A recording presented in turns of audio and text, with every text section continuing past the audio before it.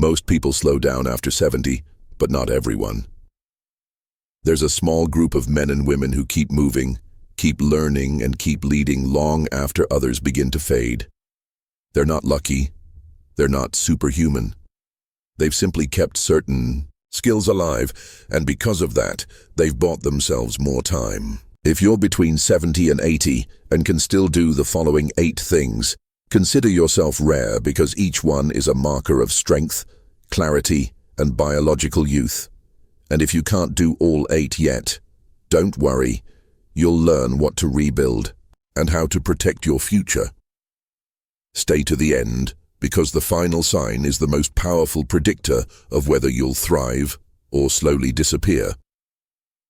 You can get up from the floor without help. Forget fancy diagnostics, forget blood panels, wearable trackers, or expensive tests. There is one physical test that quietly predicts your independence, your balance, your coordination, and even your chances of longevity. It's simple. You don't need equipment, you don't need a doctor. All you need is a clear patch of floor. Now try this. Sit down on the ground, then stand back up without using your hands, your knees, a chair, or another person. Can you do it? It may sound basic, but this one ability reveals more about your functional health than almost any test available, because what it really measures is integration, not just strength in isolation, but how well your body parts work together. Your core stability, your hip mobility, your balance, your proprioception, the body's awareness of space, and your nervous system clarity. If any of those are off, this test exposes it instantly. And here's what's fascinating. Studies have shown that seniors who can get up and down from the floor without support have a markedly lower risk of mortality.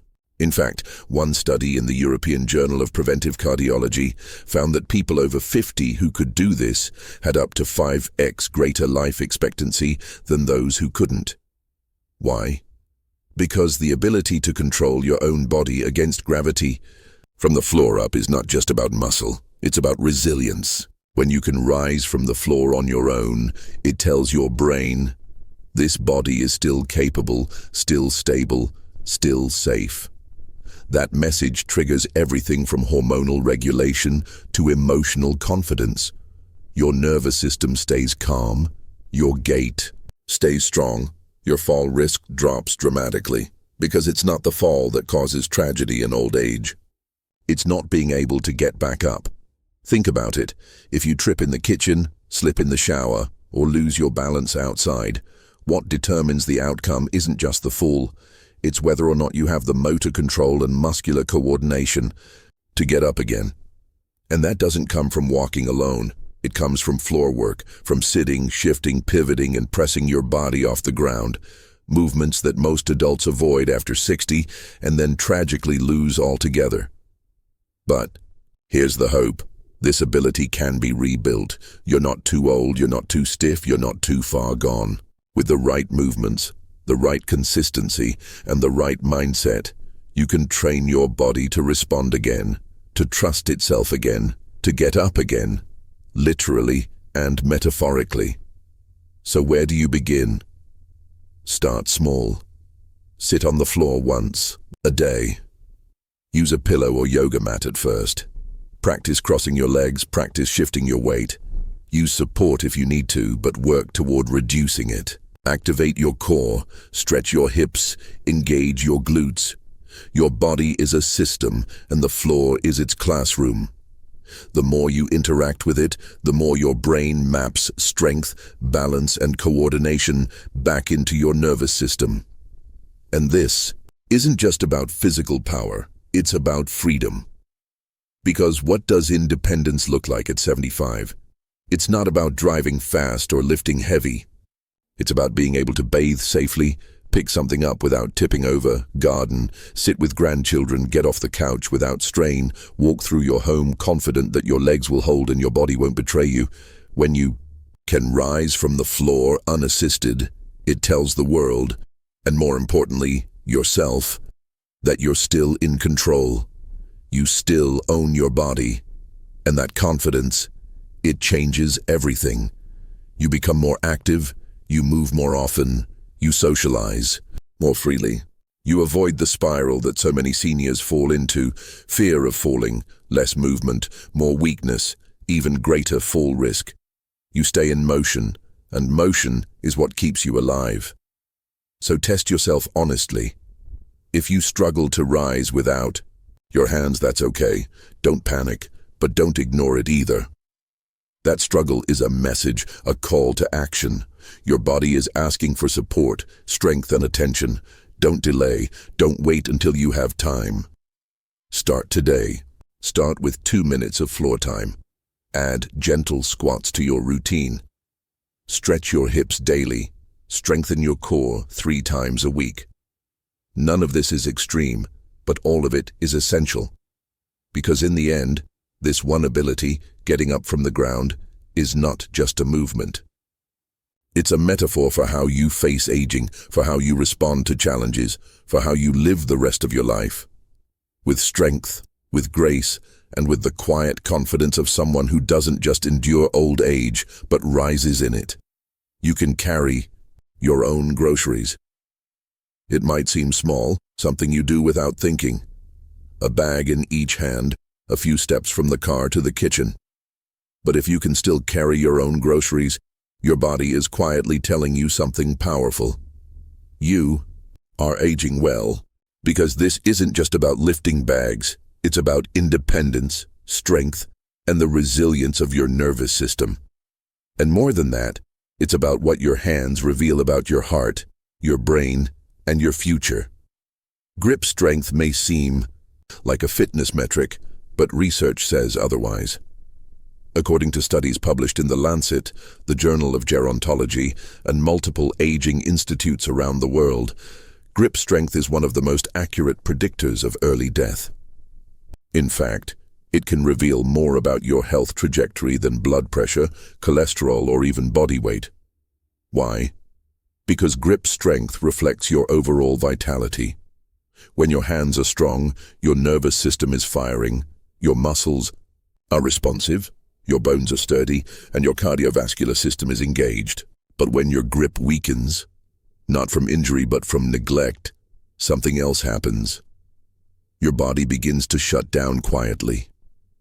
Muscles shrink, blood flow diminishes, balance becomes unsteady, and your confidence starts to fade. You avoid opening jars, you hesitate to pick up objects, you stop lifting bags from the trunk. Little by little, your world shrinks, not because of age, but because of disuse. Now, here's the part no one tells you. You can stop that slide. You can restore strength, even if you're in your 70s or 80s, even if your hands ache, even if you've been sedentary for years. Your muscles don't forget how to respond. They're just waiting for the signal. And that signal starts the moment you decide to challenge them again, safely, consistently, and with intention. Carrying your own groceries is one of the simplest, clearest tests of this ability. Can you lift a bag without pain? Can you carry it from one room to another without dropping it? Can you move something across the kitchen without feeling strained? If the answer is yes, that's not just a functional win. That's a sign of cellular health. It means your joints are still coordinated, your bones are bearing load, and your grip hasn't faded with time. But if the answer is no, if you're struggling to carry, if bags feel heavier than they used to, if your fingers lose strength, or your wrist trembles, don't ignore it. That's not just weakness, it's a warning, a signal that your body is asking for help. Not pills, not surgery, but movement, resistance, nutrients. Here's what happens when you train your grip. Your brain sharpens. Cognitive studies have shown that grip strength correlates with brain function. Seniors with strong hands often have better memory, quicker reaction time, and fewer signs of cognitive decline. Because grip strength is not just about hands. It reflects how well your brain communicates with your body, how fast your nerves fire, how stable your spinal cord remains. When your grip goes, your brain follows. But the opposite is true too. When your grip returns, your mental clarity rises. Grip strength also supports your heart. Every time you hold weight, your cardiovascular system is activated. Blood pumps more efficiently, vessels dilate, your heart rate stabilizes under pressure. And unlike intense cardio, grip training is low impact. A simple dead hang, a light kettlebell hold, a firm squeeze of a rubber ball. These build endurance at the deepest level, not just in muscle but in circulatory resilience. So what can you do? Start with intentional lifting.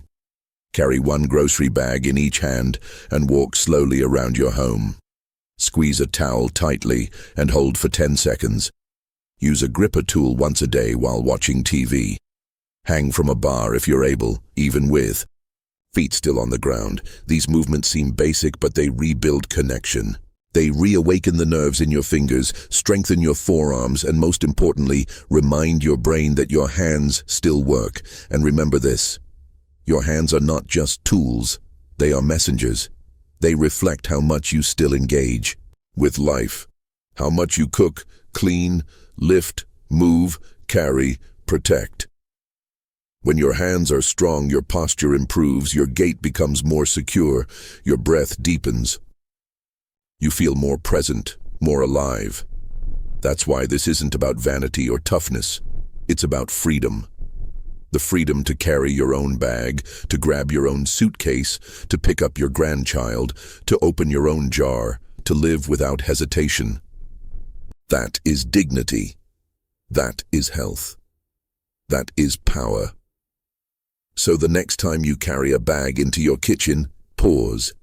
Feel the strength in your fingers, the steadiness in your wrist, the confidence in your stride. And remember, this is your health speaking. You can remember names, tasks, and details without confusion.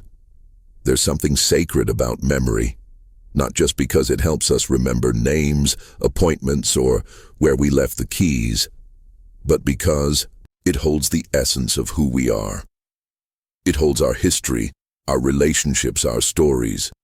And when we can still access those things clearly, even in our 70s or 80s, we haven't just aged well. We've protected something deeply human. Most people think memory loss is inevitable with age, that it's normal to forget names, that it's expected to lose track of time, that you're supposed to tell the same story twice at dinner and forget you already said it. But that's not entirely true. Yes, some slowdown is natural, but confusion is not. Disorientation is not.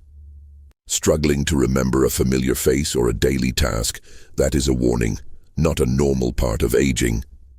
So if you're still able to remember people's names, if you can hold a sharp conversation without trailing off, if you know what day it is, where you need to be and why you walked into a room, then your brain is still firing well. And that's not just luck. That's not something that just happens if you're lucky enough to avoid dementia. That clarity is the result of a lifetime of engagement, a lifetime of reading, solving, writing, moving, connecting, learning, and staying mentally active, even when no one was watching. Because cognitive health doesn't just happen in the brain. It happens in the nervous system. It happens in the gut. It happens in the habits you repeat or neglect every day. The brain is not a storage box that simply deteriorates. It's an active, living organ. And like any organ, it thrives under certain conditions and atrophies in others. And one of the biggest conditions, use. If you don't use your mind, it begins to retreat. If you stop learning, you stop retaining. If you stop asking questions, you stop caring about answers. If you stop reading, solving, exploring, your neurons stop growing. The synapses between thoughts begin to shrink and the fog sets in. But if you still remember people's names, you're still forming new connections. If you still pay bills, keep appointments, retell a story clearly, or remember a joke long enough to share it, you're still active inside. You're still present. You're still connected to your environment. That is a skill, that is a practice, and it is a gift that must be protected. Because the moment memory starts to erode, it doesn't just affect how you think, it affects how you relate. When you forget names, you pull back from people. When you forget conversations, you speak less. When you doubt your words, you stop telling your stories. You stop leading, you stop laughing. You stop participating, not because you want to, but because you feel unsure. That's the real danger of cognitive decline. Not the forgetfulness itself, but the withdrawal it creates. The shrinking of your voice, the fading of your identity. And once that begins, it's not just the brain that suffers. The heart follows, the body slows, the motivation dies. Because without clarity, we begin to feel irrelevant. And no pill can fix that. So how do you stay sharp? You stay engaged. You keep learning, even if it's small. You try to remember new names, not because you have to, but because you can. You challenge yourself to read unfamiliar topics. You write things by hand. You cook new recipes without the book. You tell your grandchildren the same story, but this time with more detail. You use your memory like a muscle, because it is one. You eat for your brain. You stay hydrated. You get enough omega-3s, enough vitamin D, enough sleep. You move your body, not just for your heart, but because movement increases blood flow to the brain. Walking, resistance training, even stretching, anything that circulates oxygen through your system helps feed your focus. That's not fitness, that's neurological maintenance, and perhaps most importantly, you connect. Because conversation is mental exercise. Every time you tell a story, your brain retrieves a file. Every time you respond to someone, you organize thoughts, you listen, you react, you remember. Connection keeps the mind awake. Isolation, on the other hand, dims it, slowly and cruelly. So if you're still mentally sharp, don't downplay it. Honor it. Because clarity is not just a sign of intelligence, it's a sign of balance. It's a signal that your body, mind, and spirit are still in dialogue, still showing up, still living, not just surviving.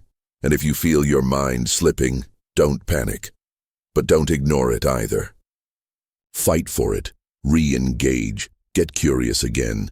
Feed your mind the way you'd feed a muscle after an injury. It's never too late to wake up the brain, because no matter your age, it's still listening, still growing, still capable of surprising you. You are not forgetful because you are old. You are forgetful because something in you stopped being used. And that can change, starting today. You can walk at a moderate pace for 15 minutes without pain. It doesn't sound like much, a 15-minute walk. No incline, no weights, no marathon. Medal at the finish line.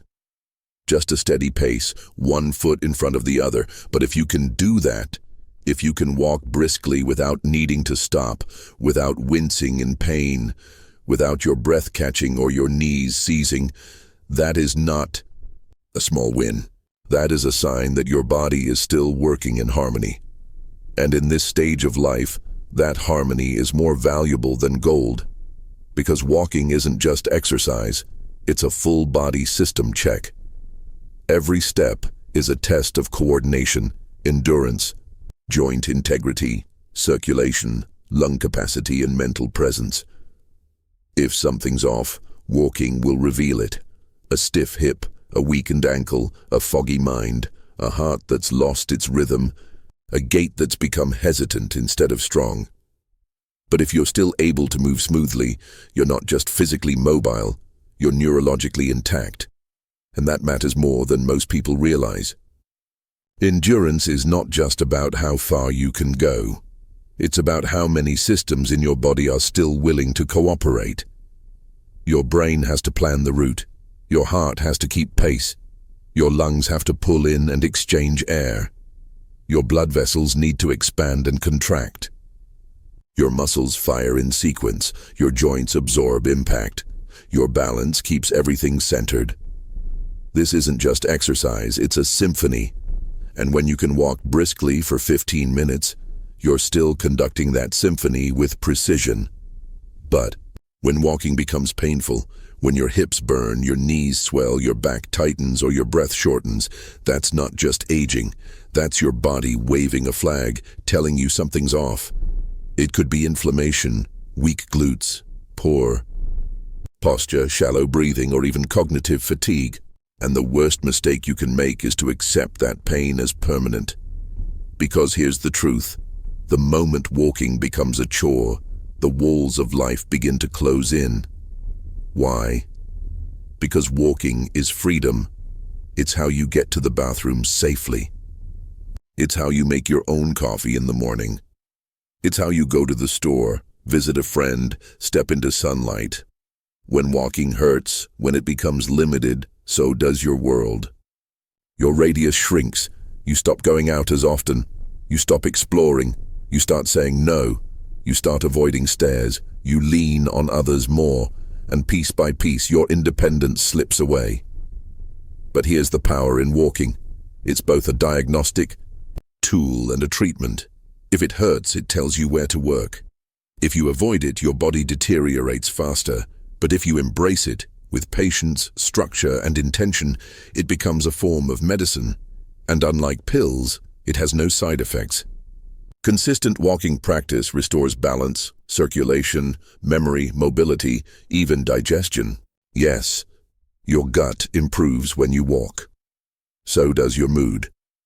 So does your sleep. So does your confidence. The body was built to walk, not just for transportation, but for preservation. Your hips are shaped to stride, your knees are designed to bend and propel. Your spine is aligned for motion. And when you give your body that motion daily, gently, consistently, you signal to every system, we're still here, we're still working, we're still capable, and this isn't about speed, it's about pace. A steady, moderate pace where you can still speak, but you feel your body warming, your breath deepening, your mind focusing. That's the zone where healing happens. That's where you build longevity, not in gyms, not on machines, not with aggressive protocols, just by putting on your shoes and saying, let's go. If you can't walk 15 minutes today, that's okay. Start with 5. Then 7. Build slowly. Add a few minutes each week. Track how you feel, not just in your legs, but in your mind.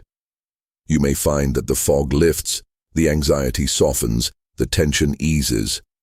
Because movement doesn't just stretch the body, it stretches the soul. It gives you back a piece of agency that time may have taken away. And if you're already walking 15 minutes a day, protect that gift. Don't let comfort steal it. Keep walking. Vary your route. Add a hill if you're able. Walk with a friend. Walk in silence. Walk with intention. Every step you take is a statement. I'm still in control. I'm still participating. I'm still living, not just surviving. Because here's the truth. Once you lose your ability to walk comfortably, everything else becomes harder. Getting up, getting dressed, traveling, socializing, moving becomes negotiation. Life becomes smaller. But if you can walk without pain, even for just a quarter of an hour, your future is still wide open.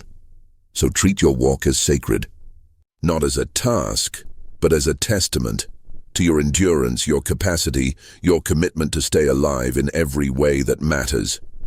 15 minutes may not seem like much. You can sleep through the night without medication. There's a kind of power that goes unnoticed. It doesn't wear a medal. It doesn't make headlines, but it changes everything, quietly, steadily, night after night. It's the ability to fall asleep naturally and stay asleep, without pills, without constant waking, without that groggy, drugged feeling in the morning. Just a deep, healing, unassisted rest that restores your body in the most profound way. And if you're still able to do that after 70, that's not luck. That's a superpower. Most people don't realize how critical sleep becomes in later years, not just as rest, but as a form of recovery. As we age, our bodies shift. Hormones decline. The nervous system becomes more sensitive. pain lingers longer. Inflammation creeps in quietly. And the one time of day the body is programmed to repair itself is at night, but only if it's given the chance to reach deep sleep. That rich, slow-wave state where the brain clears debris, the muscles heal, and the immune system gets a full reboot. Yet for most older adults, this kind of sleep becomes rare. They wake every 2 hours. They lie in bed staring at the ceiling. They toss, turn, adjust pillows, drink water, and eventually resort to medication. And while sleeping pills may offer temporary relief, they come at a cost. Many sedatives don't induce natural sleep cycles. They induce unconsciousness, which lacks the neurochemical benefits of real, restorative sleep. Over time, this disrupts memory, damages focus, weakens immunity, and actually increases the risk of cognitive decline. So if you are still sleeping 6 to 8 hours straight without pills or aids, that's not just good enough, that's exceptional. It means your body still recognizes its circadian rhythm. It still knows when to shut down and when to reawaken. It means your brain is cycling through all the vital stages, light sleep, deep sleep, REM, and returning you to consciousness with energy and clarity. This kind of sleep is protective. It clears toxins from the brain, including beta amyloid, the compound linked to Alzheimer's. It balances cortisol, the stress hormone that inflames the body and disturbs blood sugar. It releases growth hormone, which aids in tissue repair, bone strength, and immune defense. And most importantly, it restores emotional regulation, which is why well-rested people are calmer, sharper, and more resilient, especially in the face of change, loss, or physical challenges. If you're wondering how to maintain or regain this gift of unassisted sleep, know this. It starts long before bedtime. It begins with light exposure during the day, especially sunlight in the morning, which tells your body it's time to be awake, setting the rhythm for when to wind down at night. It involves movement, even light walking or stretching, which clears cortisol and promotes melatonin later on. It includes nutrition, avoiding sugar and caffeine late in the day and getting enough magnesium, healthy fats, and hydration earlier on. And it's built around consistency, going to bed and waking at the same time every day, even weekends. But perhaps the most overlooked factor is this: your relationship with stillness. Many seniors carry stress into bed, unspoken fears, regrets, loops of memory or future dread, and without a way to process that tension, it lingers in the nervous system, preventing deep rest. So build in a ritual. Journal. Breathe deeply. Turn off the TV and the phone an hour before bed. Stretch. Pray. Listen to calming music. Let your system know, we are done for today. It's safe to let go. Because the truth is, you can't force sleep, but you can invite it. You can create the conditions for your body to relax, not just physically, but emotionally. And when it comes, sleep does what no medicine can. It restores you without effort. It heals without noise. It strengthens you silently from the inside out. If you've lost the ability to sleep well, don't panic, but don't ignore it either. It's not just part of getting older. It's often a sign of imbalance in blood sugar, hormones, emotional stress, or nervous system regulation. And all of those can be improved. You don't need to live in a state of exhaustion. You don't need to get used to feeling foggy. Start rebuilding slowly. Remove the alcohol, add magnesium, lower the light, keep the room cool. Introduce stillness. Then give your body the message it's been waiting for. You're safe now. It's time to rest. And if you're one of the lucky, or rather disciplined, few who still sleep through the night without anything in your system but breath and peace, protect it with everything you have. Because that sleep is not just rest. It's medicine, it's memory protection, it's mood regulation. It's the difference between surviving and thriving. Don't underestimate it. Don't trade it for late-night screens, extra caffeine, or shallow comforts. Protect your sleep, because if you sleep well at 70, you move better at 75, and you think clearer at 80, and you stand taller at 85, and you're still fully alive at 90. And it all starts when the lights go out, and your body says, "I've got this." You can stand on one leg for 10 seconds. Balance equals brain health. This test seems simple, but it's profound. The longer you can stand on one leg without wobbling, the sharper your reflexes and coordination. This reduces fall risk, one of the biggest killers after 70. Try it daily. Train it like a life skill. You can say no without guilt. Emotional health is physical health. If you can set boundaries, protect your energy, and say no to what drains you, you're aging with wisdom. People who stay mentally clear and emotionally centered live longer, not because they avoid stress, but because they stop inviting it. You can still learn something new. The rarest gem is the mind that stays curious.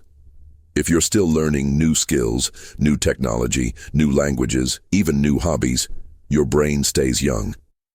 Neuroplasticity doesn't end with age. It ends when you stop feeding it. If you're 70, 80, and still learning, your brain is still building, and the body follows the brain.